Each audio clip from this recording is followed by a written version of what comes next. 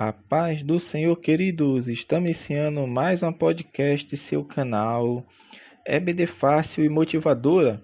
E na podcast de hoje nós comentaremos a lição de número 10 das lições bíblicas jovens, que tem como título Uma liderança chamada para restaurar, dando prosseguimento aos nossos estudos bíblicos deste trimestre, o qual estamos estudando liderança na Igreja de Cristo. E na lição de hoje, a lição de número 10, estaremos estudando a liderança chamada para restaurar. Então, meus amados irmãos, na lição de hoje nós temos como base o texto do livro de Ezequiel.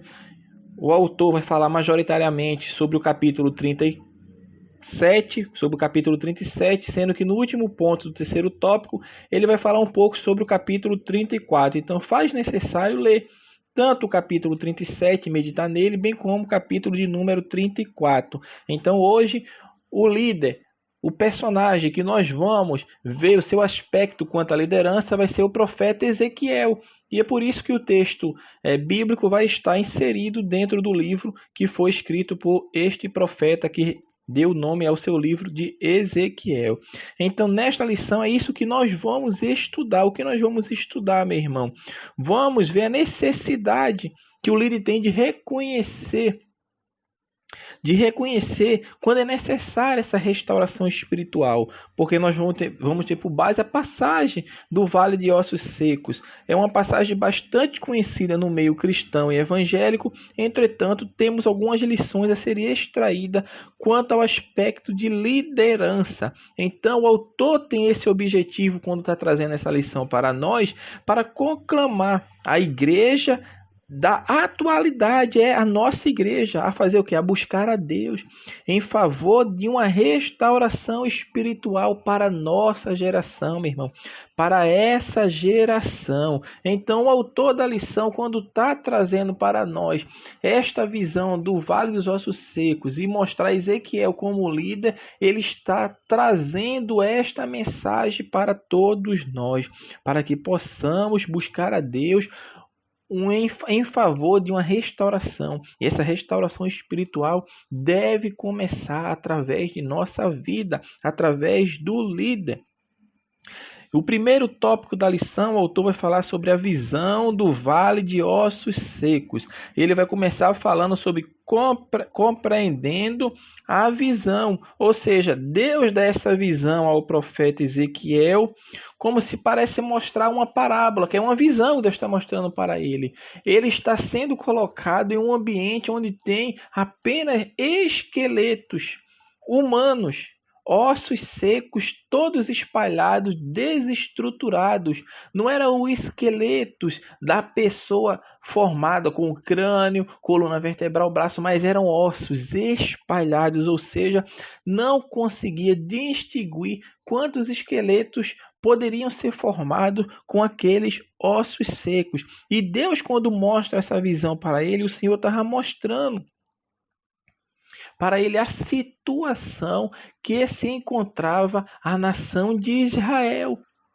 Faz-se necessário lembrar, meu irmão, que Ezequiel era sacerdote, mas foi chamado por Deus para ser profeta. Por quê? Porque ele não exerceu o sacerdócio. Ezequiel não exerceu o sacerdócio dele.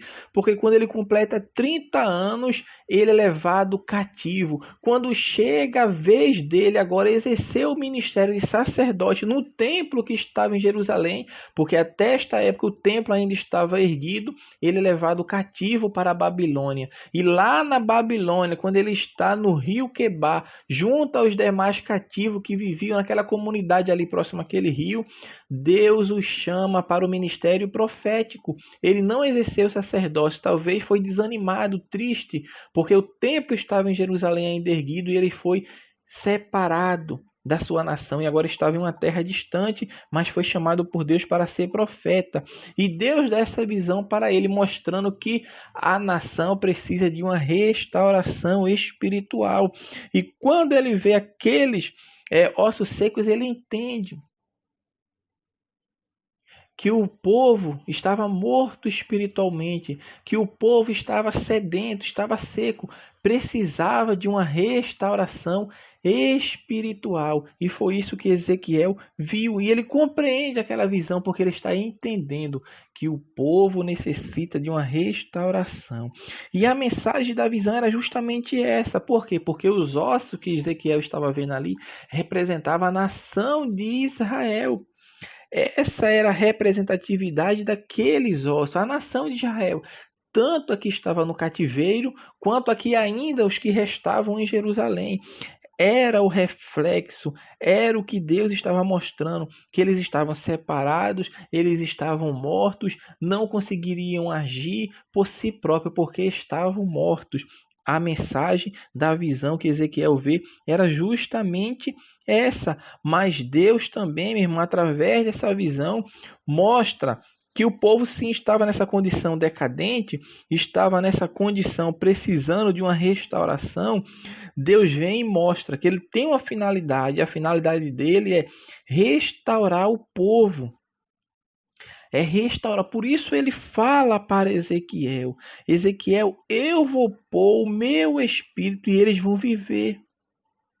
E eu vou pôr eles novamente na sua terra, ou seja, eles vão sair do cativeiro e vão voltar para a sua terra, porque eles vão saber que eu sou o Senhor, e que eu disse isso e que eu fiz isso.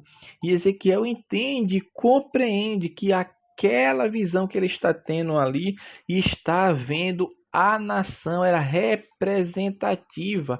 Os ossos representavam a nação de Israel, que estava decadente espiritualmente.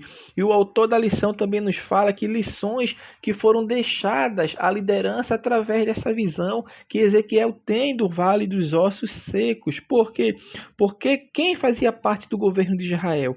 Todos os líderes, tanto o rei no sentido político, quanto o sacerdote e o profeta dentro desse contexto espiritual. Então nós devemos entender que o povo, meu irmão, estava decadente espiritualmente. Por quê? Porque a liderança estava corrompida, a liderança estava morta, estava mergulhada na apostasia, no distanciamento de Deus.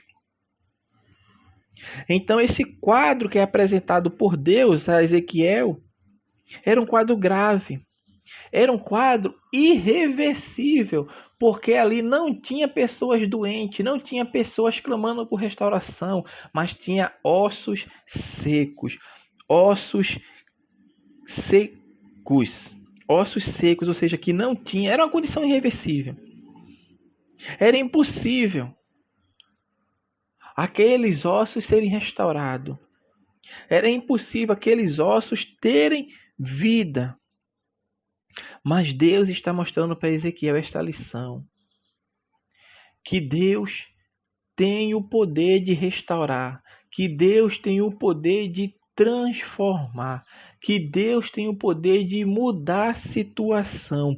Que Deus tem o poder, meu irmão, de fazer com que aqueles ossos secos que estavam separados de se juntar. E é justamente isso que ele faz, porque é uma lição que ele está mostrando para o profeta Ezequiel. A liderança sem mim nada não pode fazer, porque já está mergulhada, já está no mais fundo poço, sem condições nenhuma, situação grave, irreversível. Mas Deus estava mostrando para Ezequiel que ele que traria restauração, que ele que traria vida. Era ele que iria trazer vida, mostrando essa dependência que o líder tem que ter de Deus. Meu irmão, é como nós falamos na aula passada, quem dá o crescimento é Deus. Ezequiel entendia isso, por isso ele foi chamado para proclamar, ou seja, o profeta falava aquilo que Deus falou para que ele falasse para o povo, ou seja, era um transmissor, era um emissário, era um enviado de Deus para falar em nome de Deus. Era isso que ele estava fazendo, mas ele entendia que ele não tinha capacidade, nem o poder, nem a força de transformar, nem de mudar nada, nem ninguém. Mas quem tinha era Deus, e a mesma coisa acontece na nova aliança. O homem anuncia a palavra, o homem prega que Deus é bom, que o reino do céu chegou e que há dois caminhos que levam um para o céu e outro para o inferno. Mas as Sagradas Escrituras nos mostram que esta obra, quem opera é o Espírito Santo, porque ele é quem convence o homem do pecado, do justiça e da justiça. É Deus quem faz a transformação, é Deus quem transforma, é Deus quem muda. Era esta a lição que Deus estava trazendo para o profeta Ezequiel em meio a uma geração pecaminosa. E o autor traz algumas lições que ele extrai dessa passagem aqui. E uma delas é o fato de que precisamos manter a nossa confiança em Deus em tempos difíceis de caos, pois Ele é poderoso para mudar qualquer cenário. É uma lição que o autor já nos deixa aqui, a dependência, a confiança em Deus, porque é Deus quem faz acontecer, não somos nós, meu irmão. Nós devemos apenas buscar, clamar e pedir para que Deus faça acontecer, mas quem faz a obra, quem trabalha, quem move, quem junta os ossos, nervos, medulas, carne e coloca o espírito é Deus. Outra lição que o autor extrai também daqui é que precisamos reconhecer a importância da unidade para uma liderança eficaz, porque o povo estava disperso, estava separado, cada um fazia o que achava de melhor, mas Deus levanta líderes para mostrar que esta unidade faz parte para uma liderança eficaz. O povo estava destruído, tanto espiritualmente, economicamente, socialmente, mas o profeta, como líder, ele permanece firme, permanece fiel a Deus e não desiste diante das adversidades do povo. Ele se mantém firme, entendendo que Deus vai trazer a união, Deus vai trazer restauração. O tópico 2, o autor vai falar sobre o caminho da restauração, reconhecer a necessidade da restauração. Por quê? Porque Deus conduz Ezequiel ao Vale dos Ossos Secos, como nós falamos, para mostrar, para ele reconhecer que há uma necessidade de restauração, que há uma necessidade de mudança, que há uma necessidade de coisas serem transformadas. E é para isso que Deus leva Ezequiel lá. Mostra a condição de Israel. Assim está a condição de Israel. E depois, sabe o que Deus faz? Mostra como se daria esse processo de restauração. Mas primeiro o profeta tinha que reconhecer a necessidade de restauração, tinha que reconhecer que algo precisava ser feito e não dependia dele, dependia de Deus, porque o que ele tinha feito era tudo aquilo que Deus tinha mandado ele fazer. Mas Deus vem e mostra essa visão para ele entender que a situação é irreversível, só sendo Deus agindo para transformar, só sendo Deus agindo para restaurar. E o profeta tem que conhecer isso, porque ele, como líder, e isso faz parte da liderança. E o homem que está à frente da obra reconhecer a real situação de seus liderados. Você deve conhecer como encontra-se a situação espiritual, principalmente, tanto social também econômica, de seus liderados. Para que Deus venha agir, eu primeiro preciso reconhecer a necessidade dessa restauração. E também tem que depender de Deus. Esse é o caminho da restauração. Reconhecer a necessidade e depender de Deus. Por isso Deus olha para Ezequiel e pergunta: Filho do homem, podem esses ossos viver? E Ezequiel responde para ele: Senhor Jeová, tu sabes. E com essa resposta, Ezequiel estava mostrando que ele tinha consciência de sua incapacidade, não só de solucionar, mas também de emitir qualquer opinião a respeito de uma situação tão difícil. Então, como parte integrante, meu irmão, da liderança do seu povo, Ezequiel compreendeu que só Deus seria capaz de apontar uma possível solução para o problema da nação. É só Deus que poderia fazer. Então, estes são os caminhos para a restauração. Reconhecer a necessidade da restauração. Depender de Deus e fazer a sua parte. e fazer a sua parte, porque Deus dá ordem para Ezequiel, para ele profetizar. Deus mostra a situação, Deus mostra que depende apenas dele, mas Deus dá parte para que o homem faça dele, faça a sua parte, profetiza sobre esse vale de ossos secos. E a Bíblia fala, a palavra do Senhor nos fala que Ezequiel fala, profetizei como me deu a ordem. Ezequiel não agiu, meu irmão, conforme veio na sua cabeça. Ezequiel não fez as coisas movido de íntima emoção ou dos anseios e desejos do seu coração, mas ele agiu conforme a ordem do Senhor. Quando alguém profetiza em nome do Senhor, meu irmão, é porque alguma coisa vai acontecer, porque é Deus que está ordenando.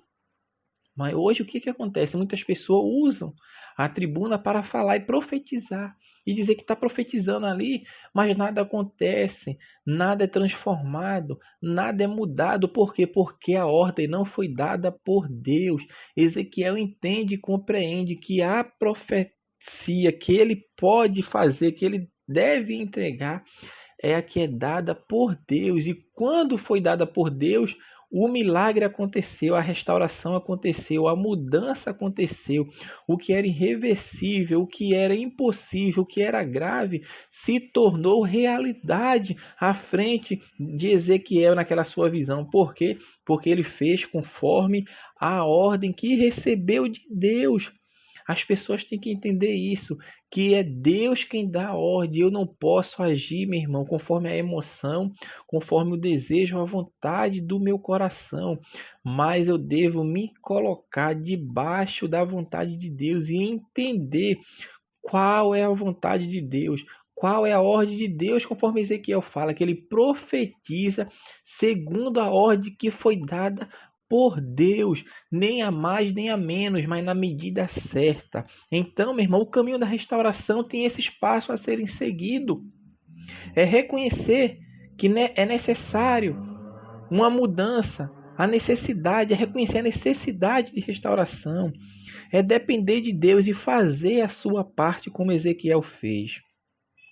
E o terceiro e último tópico, o autor vai trazer aqui uma chamada à restauração, uma geração a ser restaurada. Aqui ele está trazendo para os dias atuais, uma geração pós-moderna, onde está tentando destruir as verdades absolutas, tentando destruir e mostrar e tentar denegrir a palavra de Deus, como eles vêm fazendo, e tentando dar descredibilidade à palavra de Deus, mostrando que ela não é palavra de Deus, mas é um livro comum. Mas só que a igreja está de pé, e a igreja compreende e entende por quê? Porque está debaixo dessa restauração espiritual. E o autor aqui vem trazer aqui para mostrar essa geração precisa ser restaurada, porque assim como Ezequiel viu aquele vale dos ossos secos, também na nossa geração está acontecendo isso. As pessoas estão secas, estão mortas espiritualmente, mas nós devemos buscar, meu irmão, a restauração espiritual que vem de Deus, sabendo que vem de Deus, que depende de Deus. Então essa geração precisa, mais do que tudo, sim, ser impactada pelo poder de Deus, pelo poder da sua palavra e pelo poder da sua transformação, porque Deus, quando levanta, ele capacita e prepara. Então essa geração precisa ser restaurada, e o autor está trazendo isso, conclamando aos nossos dias, para nós levarmos essa mensagem de restauração, essa mensagem de mudança. Por quê? Porque o mundo está sedento da palavra de Deus e não devemos nos preocupar. Não se alguém vai dar crédito ou não vai, mas Deus fala tão somente a palavra, porque quem trabalha, quem age no coração é Deus. Talvez muitas pessoas achem que não está fazendo efeito, está falando ao vento, mas a palavra está sendo, meu irmão, a semente está sendo colocada nos corações. A semente vai germinar, porque ela vai alcançar a terra fértil. Mas não se preocupe, apenas plante, regue e entenda que o crescimento quem dá é Deus. E um alerta aos líderes, o autor também está trazendo aqui, é esse alerta quanto ao avanço tecnológico, e mais principalmente voltado para as mídias sociais, que as pessoas hoje estão sem vida privada, ou seja, estão levando a sua vida privada para o público.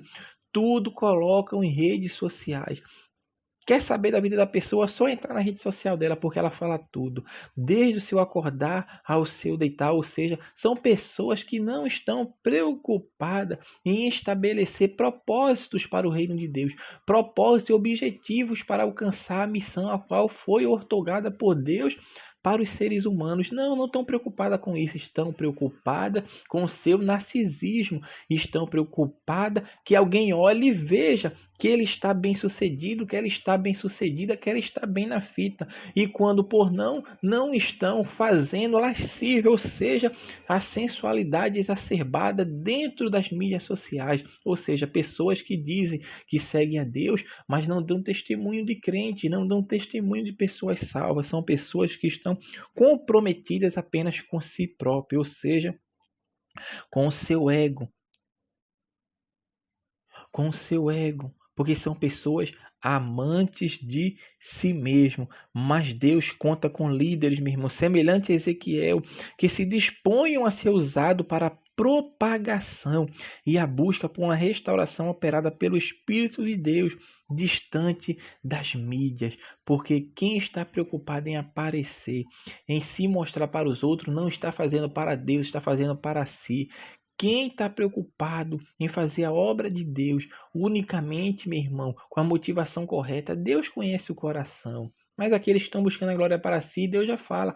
Esses aí já alcançaram o seu galardão, já alcançaram o seu prêmio. É os aplausos, é o aperto de mão, é as curtidas, é os likes. Mas aquele que está preocupado em fazer com que o reino de Deus se expanda na terra, a única preocupação dele é em anunciar e falar as verdades bíblicas. E o último subtópico da lição, o autor vai falar sobre um alerta aos maus líderes. Aqui é o versículo do capítulo 34 de Ezequiel, quando fala sobre o bom pastor e os pastores infiéis, porque sempre vai existir esses dois tipos de pastor. E Deus estava mostrando para Ezequiel que ele iria levantar pastores segundo Davi. Pastores que sim, iriam guiar o povo, iriam levar o povo para águas tranquilas, pasto verdejante, ou seja, pessoas que tinham compromisso, líderes que tinham compromisso, porque Deus estava mostrando a situação da liderança daquela época, que estavam preocupados apenas em obter a lã da ovelha, a gordura, de matar a cevada, ou seja, líderes amantes de si mesmo. E nesse capítulo 34, Ezequiel está mostrando isso, porque Deus vem e inspira o autor a nos transmitir essa mensagem que hoje nós estamos que está a nosso alcance, é que Deus levantará pastores segundo o seu coração, pastores conforme Davi, que a preocupação é única e somente em fazer a vontade de Deus, e aquele que está para fazer a vontade de Deus segue os caminhos de Jesus. Porque o próprio Jesus falou: eu não vim para ser servido, mas para servir e dar a vida em resgate de muitos. Jesus, em certa ocasião, olha para os seus discípulos, quando eles estão brigando, querendo saber quem é o maior deles. Jesus olha e diz para ele: quem é o maior? É o que está sentado à mesa ou aquele que serve aquele que está sentado? Porventura, não é o que está sentado à mesa é o maior? Aí Jesus fala: eu, porém, sou como aquele que serve, mostrando, meu irmão, que o verdadeiro líder é aquele que está disposto a servir ao outro, a servir ao próximo. É a maior lição que Jesus nos deixou. E Ezequiel está escrevendo sobre isso, que o líder levantado por Deus, ele tem essa incumbência. Isso está honrando a Deus, é servir. Líder servil, conforme Cristo é o modelo supremo. Então, assim, meus irmãos, nós estamos encerrando mais uma lição do seu canal EBD Fácil e Motivadora. E na lição de hoje, comentamos a lição de número 10, uma liderança chamada para restaurar.